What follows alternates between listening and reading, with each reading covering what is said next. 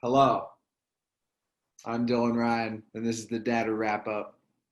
I'm joined by my co host, Jake Pettick. Jake, how are you?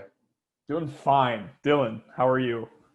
Fantastic. We're studying music. Came up with the idea right there in the class when she presented it, but didn't really have like a fully formed idea yet of what that was going to look like for research and learning and education. Uh, Early skeleton of what would be research just started by looking at the fact that streaming services and the way that they provide music now is clearly different from the way that record shops and radio provided music for my parents and people before them growing up. That was kind of what started as like the guideline for like, all right, I'm going to look at these differences to try to create like a greater implication for what we can learn. And through our discussion process, we arrived at a thesis that we wanted to structure all of our data research and theory research around. That thesis being nobody has any control over their music taste. Streaming algorithms have changed the way people consume music is what I'm trying to get at. Got it. But so really there's two main streaming platforms we looked at. When we surveyed our populace, we got a whole bunch of different responses for what people use: YouTube, Pandora, Spotify, Tidal, Amazon Music, Apple Music. But I found an article, and this is what I based most of our like theory research on. Nothing Personal by Robert Prey. It's the one with all the different notes on the different sections.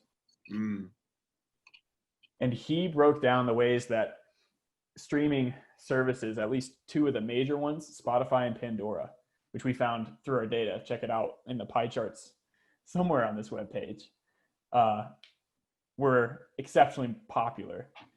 He described how both the algorithms work. Pandora through its Music Genome Project, and Spotify through its Discover Weekly. You use Discover Weekly or Pandora? No, but I have those My Mixes on Tidal that I just saw. I'll show those off in the final written document. Yeah, same thing. Same thing.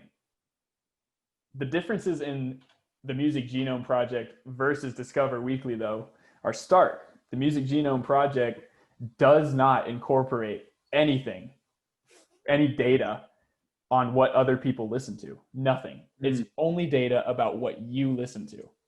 Your Pandora stations are exclusively yours. What you thumb up, what you search, what you thumb down, what you skip, and what you let play. Custom, completely custom. Pandora believes that outside like cultural aspects of music, what other people listen to is just noise that distracts from what you want to hear. Lippold, what was the guy's name? Lippold? Yeah, it was like, hold up.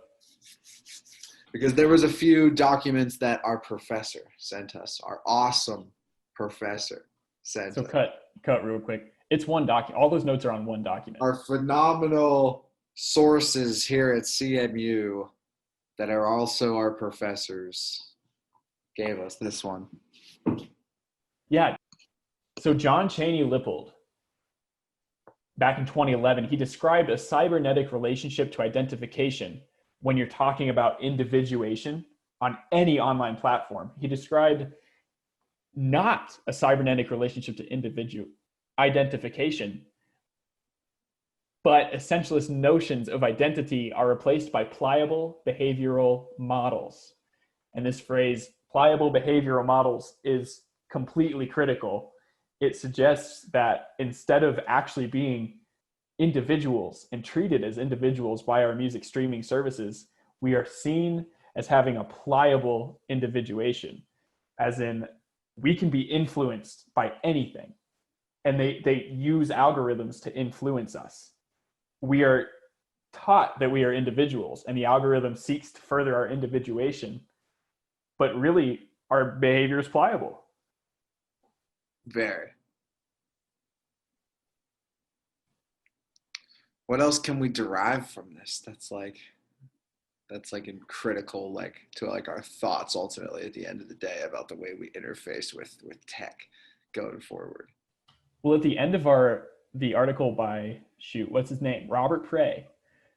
At the end of that article, in his conclusion, one of the questions he asks as like a what can we do to further study this?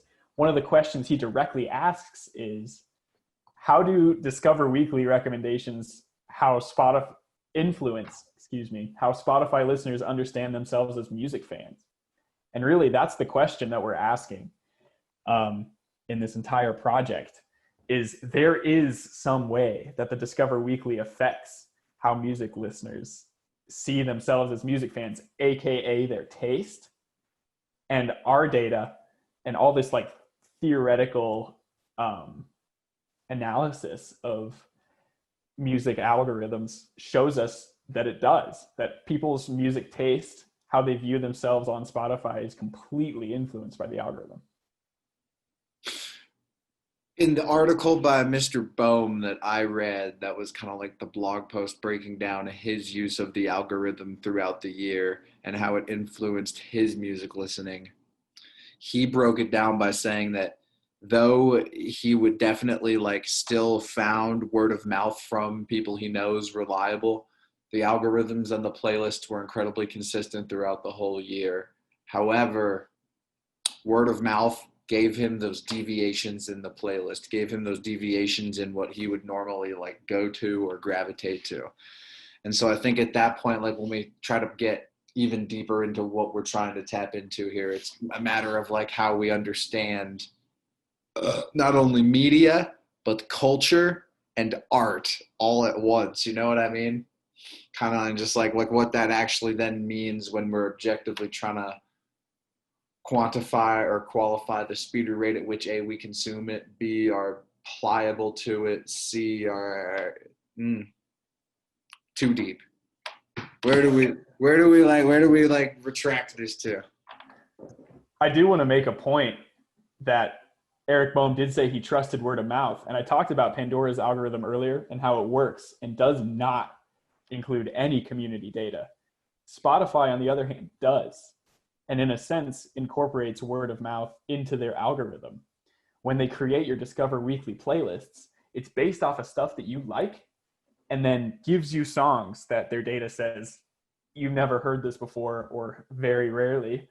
And these recommendations are based on the way that others have included these songs in their own playlists. So in a way, that's kind of word of mouth, like that's community data. The culture of current music and how certain songs relate to others is totally at play in Spotify's Discover Weekly algorithm. Definitely. It is like a weird balance between both the limits of the machine and the capabilities of the machine as we delve further into like the digital age. Because the machine is able to provide a very well-rounded, I guess, consistent, and I guess also like personalized, identifiable product to the user. But it can't grow that user. As that user grows, the algorithm grows. That's a good point. Yep. The machine is still reliable on the human, but maybe at some point not. But we'll see. But for now, it does still need us so that it can recommend us better music. And as we start to listen to more of those weird Primus songs that Jake recommends us, maybe the algorithm will change a little and there'll be some more like weird kind of like funk indie rock things going into the mix. Who knows? Who knows? It is what it is. It is what it is. And seriously though, like our little opinion at the start that the algorithm influences our opinions more than we think, that really has only grown as we've done our research, I think. Yes. I think we've kind of solidified that. That's really data as a whole, this whole last chapter, like each chapter in this seminar class, I keep thinking I've like learned the thing that gives me like my final broad, like, oh, okay, that's how this thing in the industry goes. The data one, I thought I couldn't get any more like mind blown. Data is the one that definitely at the end, I was like, okay, that's everything.